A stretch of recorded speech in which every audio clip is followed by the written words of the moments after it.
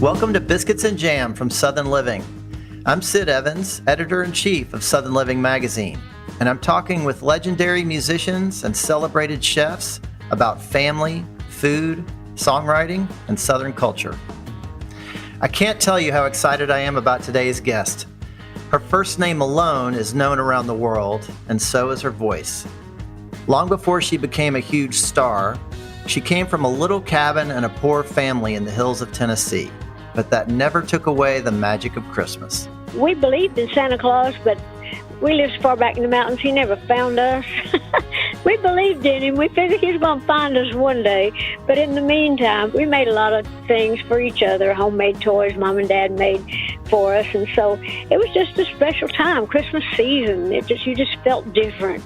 Dolly Parton is an entertainment icon, a beloved performer, and an inspiration in every sense of the word. As a prolific singer and songwriter, she's responsible for some of the biggest country and pop hits of all time, like I Will Always Love You, Jolene, Coat of Many Colors, and 9 to 5. She's also well known for her philanthropy, especially her Imagination Library literacy program, which sends almost 1 million children a free book by mail every single month. As she approaches her 75th birthday, she is more productive than ever, and seemingly never out of the spotlight. She stars in movies, publishes books, and even has her own theme park, Dollywood. Last year, she was the subject of Dolly Parton's America, a popular podcast taking listeners through her life and career and introducing her to a legion of new fans. With a recent holiday album and a new Christmas special on Netflix later this month, Dolly joins me today to talk about how the cooking she grew up with just has that certain special something. We, to this day, all cook like Mama, me more than anybody, because I'm still willing to use the grease and the lard and the butter. A lot of my sisters try to cut all that out, but you can't get that good taste without all that stuff. Plus, her favorite Christmas songs, how Dollywood will celebrate the season this year, and much more this week on a very special edition of Biscuits and Jam.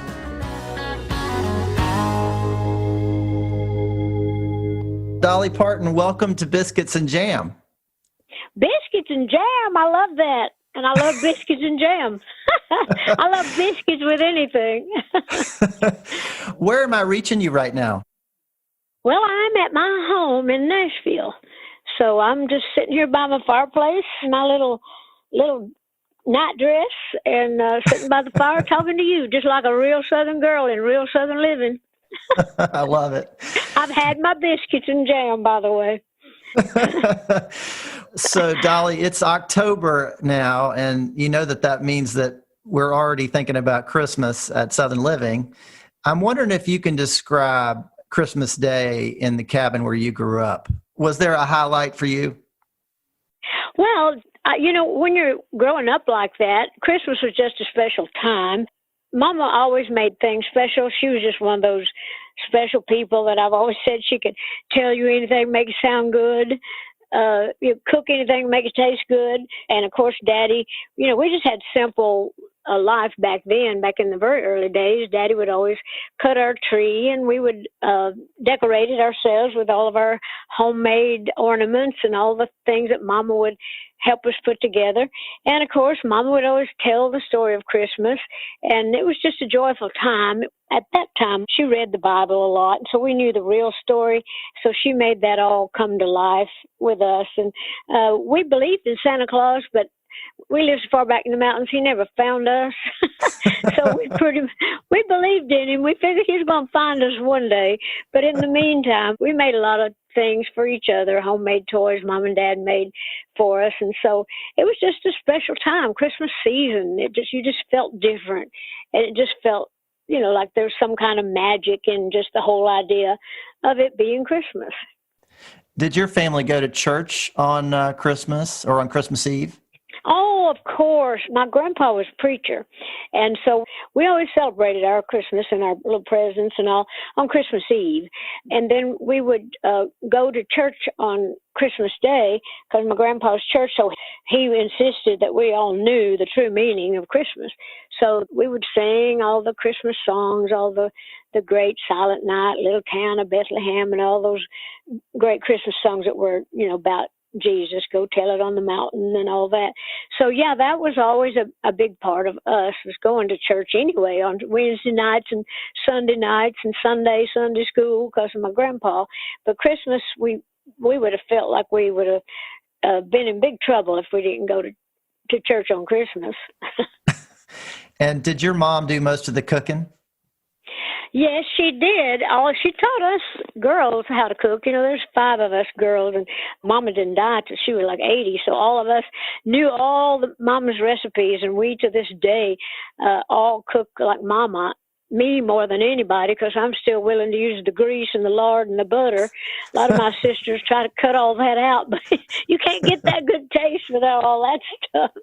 But anyhow, yes, Mama taught us all to cook, especially my oldest sister Willowdine and I. We were the 2 oldest girls, and Mama was always having a baby, so she was often not able to cook, or if she was sick, we would take over. So yeah, we knew how to do it, and even to this day, my sisters and I decide beforehand who's cooking what dishes, who's doing Mama's recipe on this, and when we get together at Christmas, we kind of share the food. I love that. So your mom and dad had a tradition with a box of chocolate-covered cherries, I believe. Can you share the story behind that?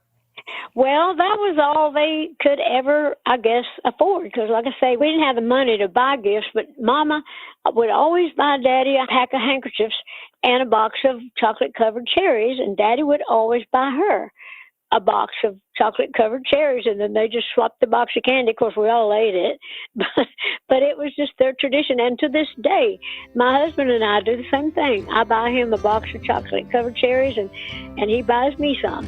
And so even on Valentine's Day, my husband and I buy each other chocolate-covered cherries for our Valentine's sweets.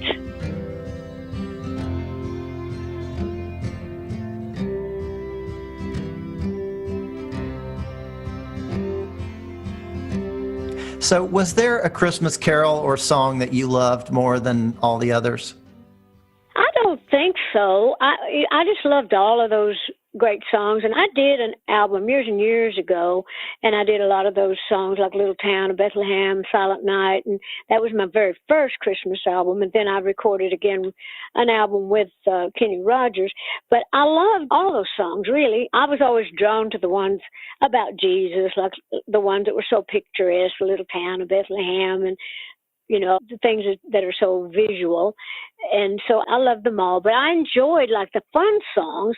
Like, I remember the first time I saw Mommy Kissing Santa Claus. I thought that was the cutest thing I ever heard. Was a woman named Teresa Brewer that had that song out. And she had a little voice, kind of like mine, kind of almost sound like a kid singing it. And that's why I put it in my new Christmas album, because I thought it was so cute. And with the work I do with kids through my Imagination Library, I thought, well, I need to put something in this new album of mine, for the kids. So, but that was always a fun one. I loved all the fun stuff, like Santa Claus is coming to town, but I just liked them all. So you have a new album coming out called Holly Dolly Christmas. It's your first holiday album in 30 years. Is that right? Yes, and 30 years ago, that was the one that I just mentioned with Kenny Rogers. And every year it just gets bigger and bigger, and people love it. But I wanted to have one, of my own. And then this crazy year has been so nuts in every way. I figured people weren't actually going to be able to get out and do Christmas like they normally do. And I thought this would be a perfect year to do a lot of Christmas things. And I thought the Holly Dolly Christmas was just a perfect little title for it. And I thought it just sounds funny and hopefully cute and fitting. But so it's got a lot of fun songs in it, a lot of the old traditional songs like Mama Kissing Santa Claus, Holly Jolly Christmas. I did that one, of course, and Stole pop my name in there too. But anyway, we did some of those. I wrote a few of the new things, and I'm singing with a lot of great artists like Miley. Cyrus is singing on one. Her dad, Billy Ray Cyrus, is singing on one. My brother Randy and my niece singing on one. One of my nieces wrote a song that I'm singing with Billy Ray, and I did a song with Michael Bublé. I did one with Jimmy Fallon, and one of my favorite Christmas songs ever is a song called Pretty Paper that Willie Nelson wrote, and he did a duet with me on the album. So we had really a lot of great artists on the album. I just love that you did that song with Willie, and I'm wondering, how did y'all do that? Did you record that song remotely? Well, we had to do that with the COVID. We really couldn't even, but, before that, I've told a lot of people, with the new technology these days, even before the COVID, a lot of sessions, a lot of musicians just work from their houses. So yes, we pretty much, we talked it out. We would call each other and say, you sing on this, you sing on that, you should take this verse, I'll take that. And so we sent my version, when I'd sing it, and then Willie sang on his. But that's how we did it with everybody. They all sang in their own little studios at home or in their own safe environment. That's how we recorded it all, but you'd never know it. But we pulled this whole thing off, and Kent Wells, who has been my band leader for years, he produced the album. So he was really, really, important on getting all the pieces pulled together. Well, it just sounds wonderful. And I've got to ask you about a song on there called Mary, Did You Know? Oh, don't you love that song? I do. And it seems very personal because it's really about the meaning of Christmas. And I'm just wondering what that song means to you. Well, it means a lot. That little song is being recorded every Christmas by somebody. It's been around for a while, but I just keep thinking it's going to make a big hit with somebody. And I just love the song. And I'd had several people say, you need to record Mary, Did You Know on your Christmas album. Your voice is so suited to that. And of course, that message really rang true to me. And so I think just the whole idea of somebody talking to Mary, did you know that God was going to choose you to bring the King of Kings into this world? And did you know that? How did you feel about that? It's such a personable song, so well written. I did not write it. A lot of people think I did, but I wish I had written it. But I just love what it says and how it says it. And that's one of my favorite things in the whole album. It truly is what Christmas is about.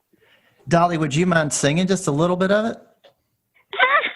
Mary, did you know that your baby boy would one day walk on water?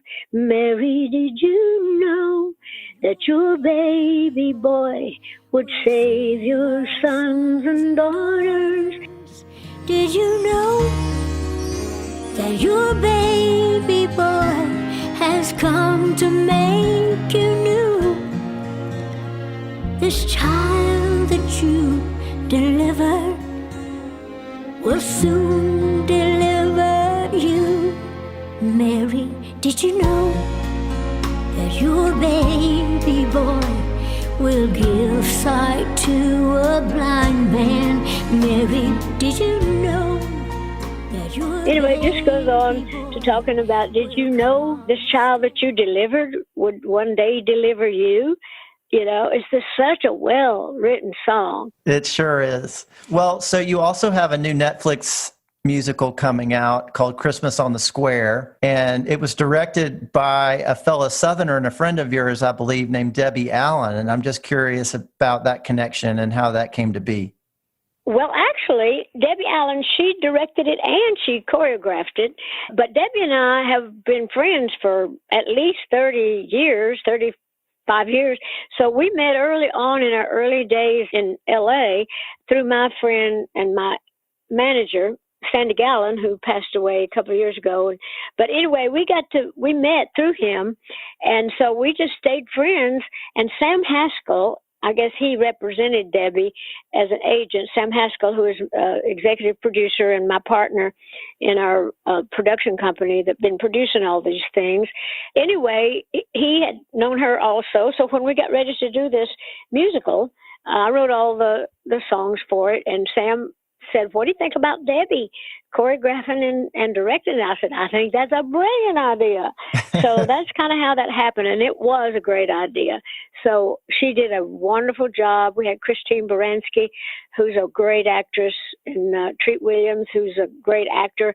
We just had the best people in the show, and I wrote 14 original songs and bits and pieces of several more. Anyhow, it's coming out on November 22nd, I believe, on Netflix. And so I'm excited about that. It's called Christmas on the Square, but I also, in that version, in the musical, is more Broadway sounding, the big time orchestration and all that too. But I did a bluegrass country version of it because I love the song, but I wanted to do it like in a country town square. A countryer, a little countryer than what we did in the musical. But I also wanted to bring a couple of songs in from the musical so I would be able to promote both at the same time. So anyway, we got a collection of everything. So I'm excited about the Netflix Christmas on the Square musical. I'm hoping that people are really going to enjoy that. So we've got a holly dolly Christmas all around. There's much more with Dolly Parton after the break.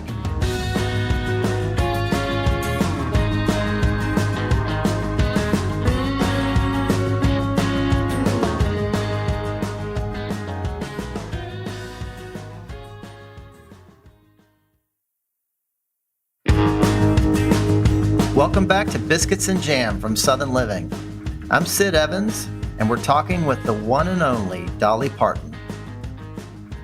Dolly, you mentioned the album that you did with Kenny Rogers, which was called Once Upon a Christmas, and we lost Kenny Rogers this year, and I'm just wondering if you could share a Christmas memory of your friend. Well, I loved Kenny. I mean, we were so close. We were really like family. And absolutely, it was like losing a family member, a dearly loved family member when Kenny passed away. Kenny and I had a great time. No matter when we worked together, we just had a warped sense of humor. I got him completely, and he got me. And we couldn't get away with anything with each other. We'd bust each other all the time on stuff, and in a good way. But the thing I think I remember most was actually doing that Christmas album, because that was back when we weren't sending everything out. We were recording in the studio with real musicians. The singers were in the studio also, but we did it in July. And so we had the whole studio decorated for Christmas with snow, the trees. We'd bring each other a new present every day when we were working in the studio, wrapped up a little present. We'd decorate the studio, with ribbons and some wreaths and, just a little Christmas stuff to make it feel like Christmas. But Kenny was precious. And I also lost another dear friend, also from Texas, one of my co-writers and buddies that I'd worked with yesterday.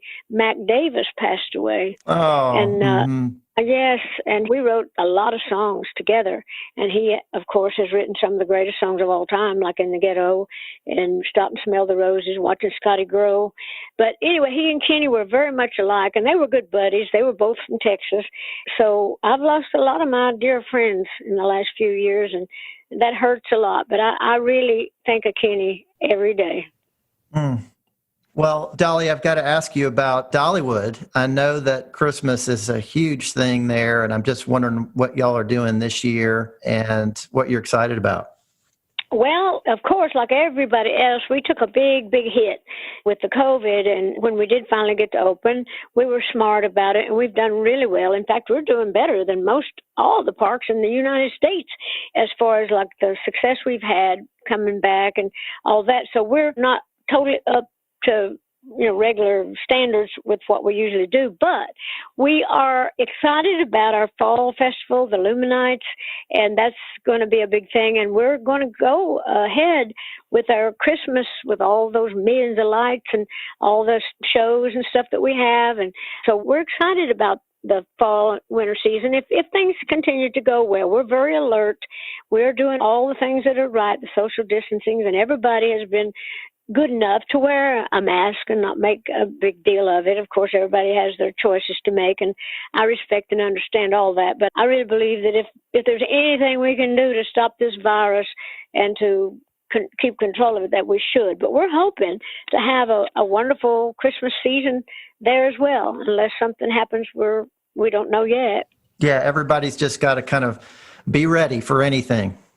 Yes, we do, and we have to be smart. We don't need to be rebels about a thing like this because we don't really know how bad it is, but we can see that it's not good.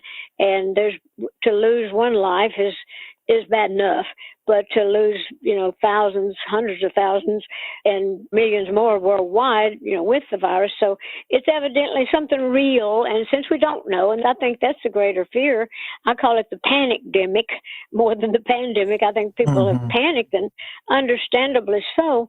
But until we get control of it and find a cure, I think we should all be as smart as we should be and not be a dumbass on any of this stuff. Well, Dolly, this has been a difficult year for so many people on so many levels. And I just want to ask you about a song that you released back in May called When Life is Good Again. What were you feeling when you wrote that song? I was feeling just what I said in the song, where it's, talked about when life is good again, I'll be a better friend, a better person when life is good again, and I'll open up my heart to let the whole world in. Not that I wasn't a good person, but I think God is in everything. I don't know that He caused any of this, but I believe He's given us the opportunity to do some soul searching, look at ourselves and look at the things around us, and to see, what we can do to even be better. And I just thought, well, I know that this will pass like all things do. And hopefully when it does, we'll be better people, that we'll be able to treat each other with a little more respect. And the fact that it happened worldwide at the same time, when we have so many problems around the world, I'm hoping that some of us have learned some good lessons from it. So I was just thinking that I just want to do better when we get back on our feet, just to try to make the world better, try to make myself better, and try to do everything I can to uplift mankind and to glorify God in a better fashion. Let's open up our hearts and let the whole world in. Let's try to make amends when life is good again. Well, it's a beautiful song and a beautiful thought. Dolly Parton, thank you so much for being on Biscuits and Jam. Yeah, well, thank you. I'll be anywhere for biscuits and jam. So thank you very much. Thanks for listening to my conversation with Dolly Parton. Her latest album, A Holly Dolly Christmas, is available wherever you get music, and her new musical, Christmas on the Square, debuts November 22nd on Netflix. Visit Dollywood.com as well for more information on this year's holiday festivities. Southern Living is based in Birmingham, Alabama, and this podcast was produced and edited in Nashville, Tennessee. If you like what you hear, please consider leaving us a review on Apple Podcasts or telling your friends about the program. You can find us online at southernliving.com and subscribe to our print publication by searching for Southern Living at www.magazine.store. Biscuits and Jam is produced by Heather Morgan-Schott, Chrissy Tiglius, and me, Sid Evans, for Southern Living. Thanks also to Ann Kane, Jim Hankey, Eliza Lambert, and Rachel King at Pod People. Happy holidays from all of us here at Southern Living, and we look forward to having you here next time for more Biscuits and Jam.